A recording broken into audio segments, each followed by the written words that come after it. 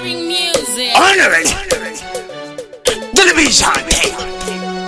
Can't carry. Naingo nyonyota misoti pasi na aiwo pokota asi ini andina kuneta mangoma ndakarova andina kucheta paye pandaiti ndaremerwa musiva ndaiona kunge ndagumirwa mumwe musi ndainge ndafemerwa ndaizo yerekana nangobatsirwa pandaingonofamba munzira ndisinawe kuyimbira Mwari pandakakuchemera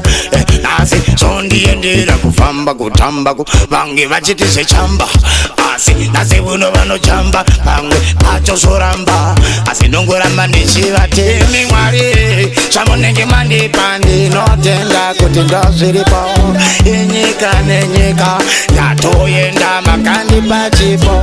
zvamunenge mandipa ndinotenda kuti ndozviripo inyika nenyika makongwa nekuti makandipa chipo ndaifamba mzira nzina kana sente zvimangoma ndo zvandairova plenty the sky is the limit so I got to do it ndini nanga ndiri pajuti mumwe musi unomuka wakagomboka asi iwe tate usavhunduka wakarara mumwe musi uchapepuka zvete zvawakanganwa uchachevuka asi ramba uchivona iwewe usade kudona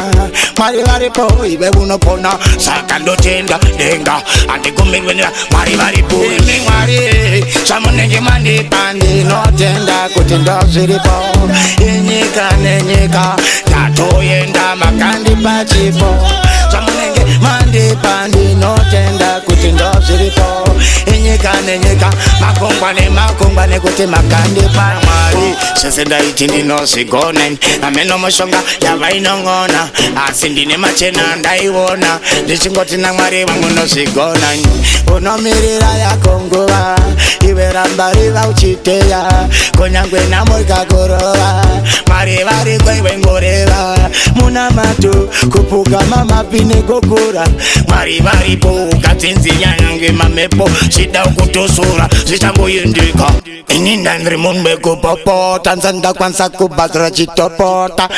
mangu mana sindosota nekuti ngoma ndiri mazvikokota zvamunenge mandipa ndinotenda kuti ndozviripo inyika nenyika ndatoenda makandipa chipo zvamunenge mandipa ndinotenda kuti ndozviripo inyika nenyika makongwa nekuti makandipa imi Mwari zvamunenge mandipa ndinotenda kuti ndozviripo inyika nenyika ndatoenda makandipa chipo zvamunenge mandipa ndinotenda kuti ndozviripo inyika nenyika makongwa nekuti makandipa chipo